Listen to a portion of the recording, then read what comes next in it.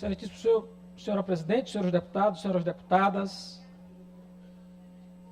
eu quero poder encaminhar aqui a votação da medida provisória 484 e tentar ser bem didático porque de fato houve uma grande confusão aqui, como infelizmente parece ter se tornado praxe em parte dos projetos do governo. Vejam só, o governador Carlos Brandão encaminhou a medida provisória 476, no dia 21 de março. E ele dizia, na exposição de motivos dessa medida provisória, que ele estava ajustando a legislação tributária do Estado do Maranhão para permitir que se cobrasse PVA não só de automóveis, mas também fosse cobrado de veículo automotor terrestre, aquático e aéreo. E aí, deputado Arnaldo, era um exemplo antigo que se dava até em sala de aula, em direito tributário, porque não é possível, assim como no direito penal, existir a cobrança de tributo sobre fato típico não previsto em lei. E eu dizia, se cobre PVA do carro, se cobre PVA da pequena moto, mas quem tem um avião, ele não paga imposto sobre essa propriedade. Quem tem um barco, ele não paga imposto sobre essa propriedade.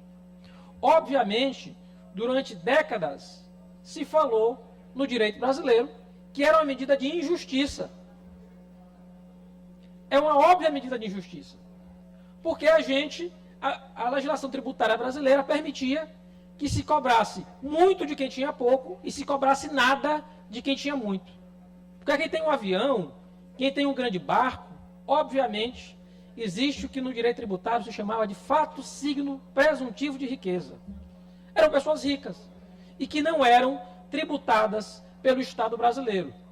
Numa medida, portanto, de óbvia injustiça. Quando veio a reforma tributária, enfim, se conseguiu colocar no texto da Constituição Federal a permissão para que barcos e para que aviões, deputado Júlio, enfim, fossem tributados. Porque se o pobre pode pagar, é obrigação do rico também fazê-lo. É medida de justiça tributária. Mas veja só o que aconteceu, deputado Catulé. Dias depois de mandar a medida 476, que permitiria a cobrança dessa tributação, o governo manda a medida provisória 484, dizendo assim, não, vamos revogar a 476. Vamos revogar essa possibilidade de tributar barcos e tributar aviões. Sabe por quê, deputado Júlio? Porque o governo não se atentou para o fato da forma que a medida provisória veio, iria tributar qualquer tipo de embarcação. Em vez de ser medida de justiça, a gente ia era aumentando a injustiça da medida. Porque agora, não só o dono de uma grande embarcação, o dono de um iate, ia passar a ser tributado, mas o dono daquele barquinho de rabeta, lá de Viana, ele ia ter de passar a pagar IPVA para o governo do Estado. É um absurdo. Então, veja só. O governo vai fazendo as coisas, supostamente o governo do diálogo, que não dialoga com ninguém. Aí ele toma as medidas e, ato contínuo, tem de revogar as medidas que tomou.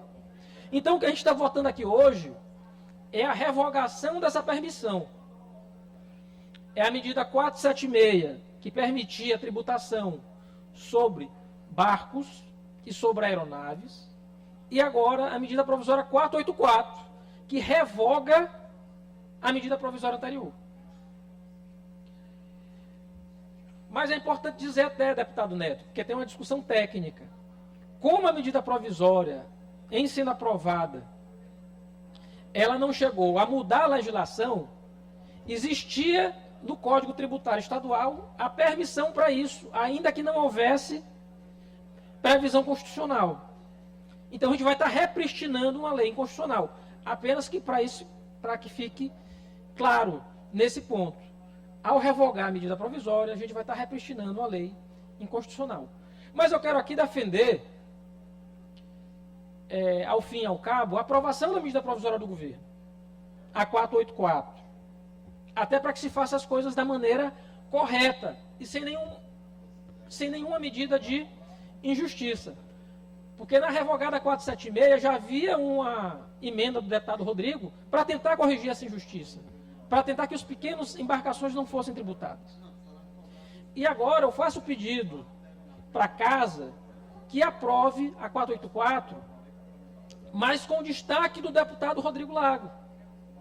Porque aqui a gente, mais uma vez, tenta fazer justiça tributária, deputado Ariston.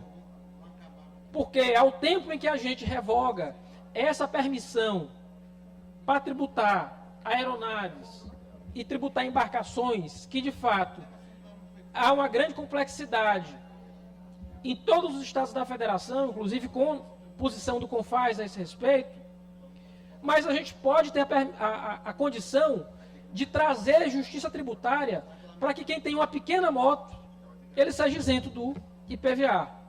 Motos de menor cilindrada, a maior parte das motos do Maranhão. E é uma medida de impacto irrelevante, deputado Arnaldo Melo, eu diria. Só o que a gente teve de excesso de arrecadação no mês de maio, mais de 200 milhões de reais, já seria mais do que suficiente para 4 anos para compensar essa isenção que a gente estaria estabelecendo. Então, deputado Otalino. Deputado Lula, com a permissão de Vossa Excelência, eu até estava inscrito, mas com a eloquência dos argumentos que Vossas Excelências aí estão apresentando, eu quero só fazer um complemento e até simplificar. Alguém pode até achar, quem não estiver tão atento à discussão, que nós somos contra esta medida provisória. Não é o caso. Vossa Excelência já disse, o deputado Rodrigo também, a nossa tendência é votar a favor. Agora, a emenda proposta pelo deputado Rodrigo e defendida, ela apenas é um aperfeiçoamento para fazer justiça tributária. Ora, você isentar motos de até 165 cilindradas, nada mais é do que você contemplar um segmento que precisa muito disso. E para além disso, imaginemos este cidadão que compra a sua moto e vai para o interior do estado. E nós sabemos que no Maranhão a moto ainda é o meio de transporte mais popular, né? A bicicleta e a moto. Aí ele vai andar ali no interior, ele sai lá de Pinheiro e precisa ir a São Bento, ou a Bequimão, ou a Alcântara, ou precisa vir a São Luís e pegar o ferry. Aí ele vai provavelmente danificar a moto dele e tem ainda mais que pagar o IPVA. Ninguém gosta de pagar imposto, deputado Lula, mas o imposto ele é necessário, eu já disse isso em algumas oportunidades, para financiar os serviços públicos. Agora, quando o cidadão se depara com o estado do Maranhão do jeito que está, e falando especificamente das motos, com as rodovias destruídas, e ele tendo que pagar o IPVA, sob pena dele perder aquela moto, que é o seu único meio de transporte, e muitas vezes o seu instrumento de trabalho, é realmente muito cruel. Pagar para financiar o serviço público sem ter a contrapartida do poder público.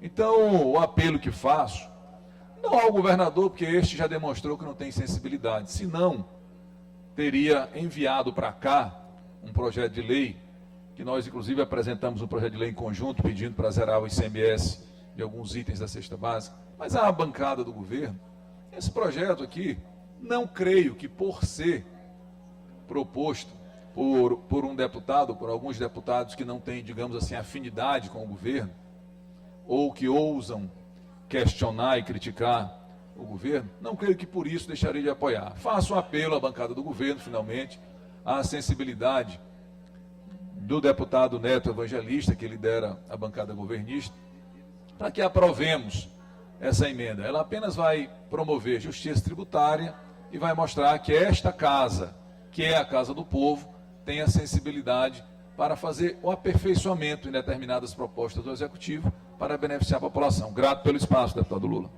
Agradeço, deputado Otelino, e esse é o pedido que faço, portanto, que a gente possa votar pela aprovação da medida provisória, mas que possa votar também pela aprovação do destaque da emenda do deputado Rodrigo Lago, para que se faça justiça tributária de fato. E que quem tenha mais, pague mais. E quem tenha menos, pague menos, como medida de justiça fiscal e tributária do Estado do Maranhão.